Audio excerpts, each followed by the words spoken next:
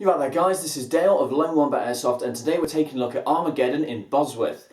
Now if you've not seen one of my videos reviews before, the way I always do it is I put YouTube annotations up here and here, so if you're on a PC you can click on those and it's going to skip ahead to the part of the video that you're most interested in.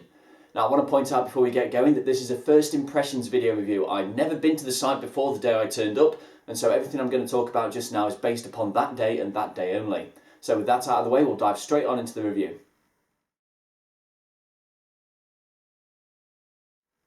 So the site's located at Southfields farm, Lutterworth in Leicestershire. I've put the postcode for the site in the description down below, so if you navigate into the site by sat-nav, just put that in and it's going to drop you off at the site. Now, I'm happy to report this is one of the few occasions where the sat-nav does actually take you directly to the site.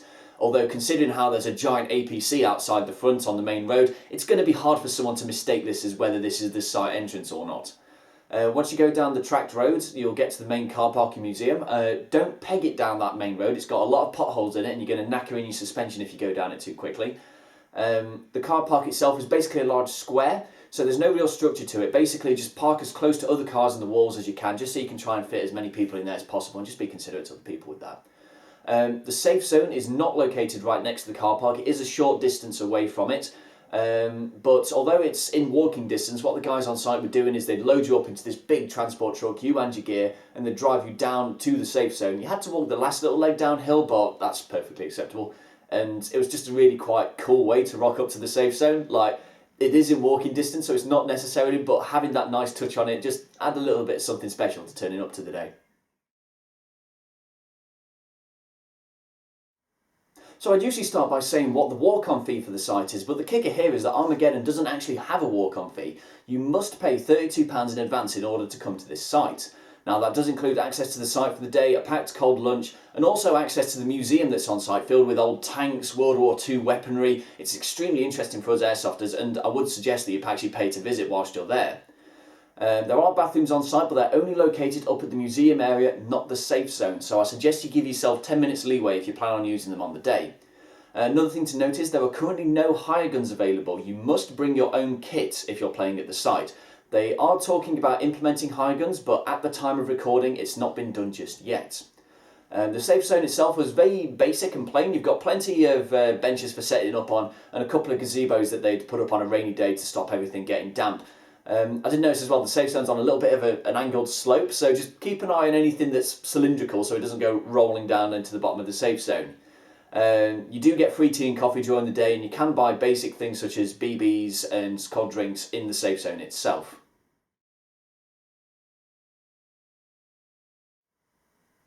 So the staff on site were very chatty and welcoming when we first turned up, although we were waiting at 10 minutes at the start of the game day for someone to actually come to the front desk. We were wondering where everybody was, although that didn't really affect the day in any meaningful way. During the games themselves, it's very easy to see where the marshals are. They were keeping an eye on players at all times, although I do put this down to the fact that there were extremely low number of players during the game day. But considering how the site's laid out itself, I can imagine that it will actually be extremely easy for marshals to keep an eye on all the players, even on a really full day. I'd like to point out as well that the marshals were going out of their way to help the players during the games and in the safe zone, such as with tech support, but also right at the end of the day when my knee had packed in, I was offered a lift back to the car park in one of the APCs just so I didn't have to limp back with all my gear. So very much appreciated that. In terms of the players themselves, there was a very good atmosphere going on during the day. Because of the way the safe zone's laid out, it's hard not to get talking to people, but there's a good bit of back and forth between the people, regardless of what team they were on. Just commentary in the games, like talking about really cool kills, that sort of thing, which is always nice to see. Another good thing to point out is that I spotted absolutely zero instances of non-hit taking or situations where I wasn't quite sure about whether a player was being straight up with their hits or not. Now again, I put this down to the fact that there was an extremely low number of players on the day, but it's still good to see nonetheless.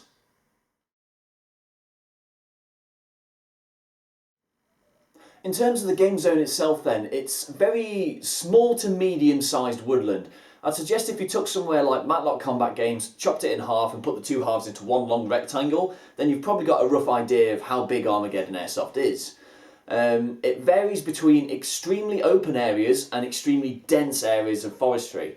So there are some very distinctive and clear paths between and some very obvious gaming areas with various fortifications set up all over the place. But trying to navigate off the beaten path, like trying to go sneaky through the shrubs and everything, can be very tricky to do. It's also quite hilly, and also the ground's very uneven, so as well as long steep hills to climb up, it undulates quite obviously as well. So I'd advise against sprinting at top speed up and down this place, even though it's quite open, because more likely than not you're going to trip up over something and just face plant into the ground.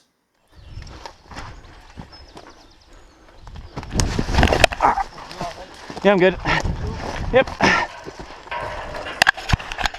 Now, there were some man-made fortifications on site as well, such as the fort, the convoy area, a missile base and a satellite dish up near the top of the site, which were all quite interesting to play in. Some of them had quite a ramshackle feel to them, such as the fort, but then you've got the missile base, which has like some fencing you can shoot through but not walk through, which makes interesting play, and that one has quite high quality structures to it. It's important to note as well that the main forest isn't just the only gaming area. There's also one just off to the south which is used for the beach assault games only. Now this one has like a mix between a very lightly packed forest, so very few trees, but there's also a church and a lot of man-made barricades in that one. But just off of that, for the attacking force, is a wide open field with minimal cover to make it extremely hard for the attackers to make any ground. So very interesting playing in that separate game zone. So it's important to note that there's two, one large game zone and one smaller one. Overall, I quite enjoyed it as a woodland site in itself.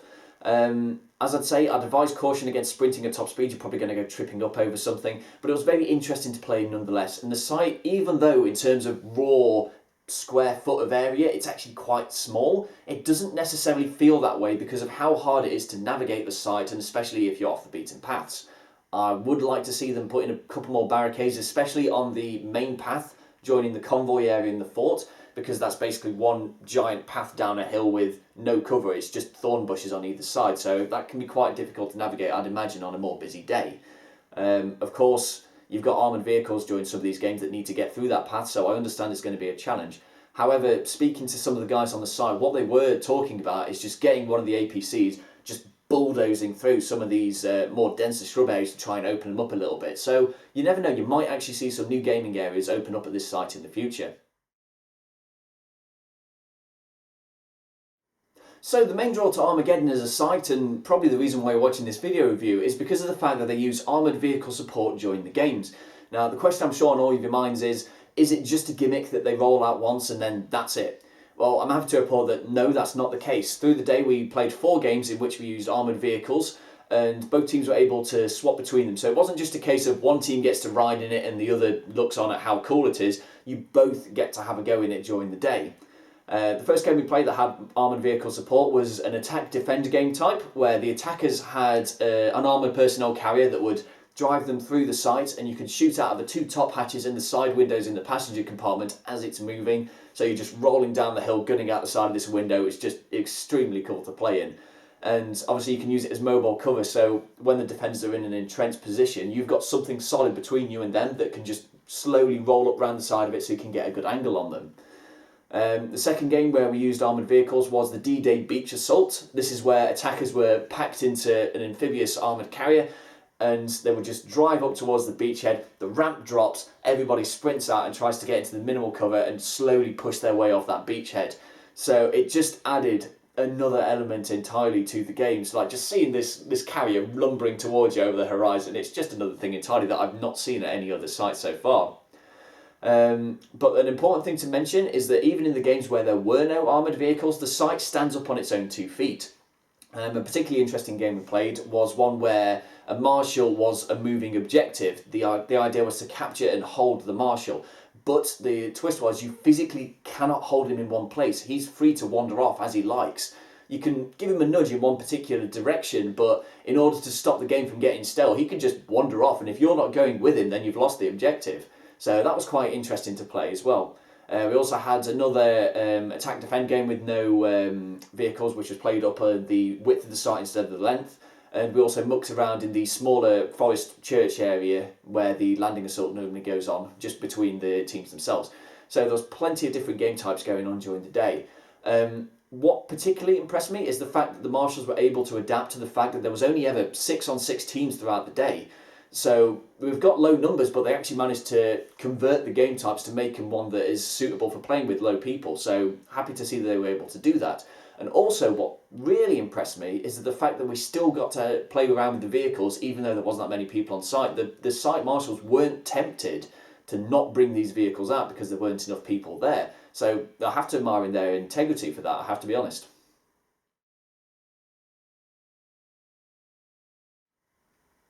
So to summarise then, is Armourgeddon a site worth paying a visit to? I think the answer to this is a very obvious yes. It's a site I cannot recommend enough. I had so much fun when I turned up to the day, and just playing around with it. You get to ride in an armoured personnel carrier, for God's sake. It's just something that I've never seen at another site, and it adds another layer to it entirely. I had so much fun on the day that I turned up. Yes, it's still got its problems at the moment. The lack of an option for hire guns mean that it's not suitable for new players. The safe zone's quite basic in of itself. I'd like to see some extra features added to that over the time. And obviously, woodland terrain's definitely not for everybody, but I particularly enjoyed it. Just careful when you're running around, you're going to trip over things if you're not careful. But other than that, it's just such a fun site to play in. You need to see what this is about. You even get to go into the museum at the end of the day and see the collection of armoured vehicles, such as the Chieftain and the Centurion tanks, and plenty of World War II weaponry. It's just such a cool thing. Get yourself down to Armourgeddon, you are not going to regret it. Now, I really hope you've enjoyed my video review of Armourgeddon Airsoft in Bosworth. If you've got any questions you'd like to ask me, just leave them in the comment section down below and I'll get back to you as soon as I can. And until next time, this has been Dale of Lone Wombat Airsoft. Whereabouts are they, Cameron? They're all Jumping out. Front box. What in back in the bunker? This right. One behind the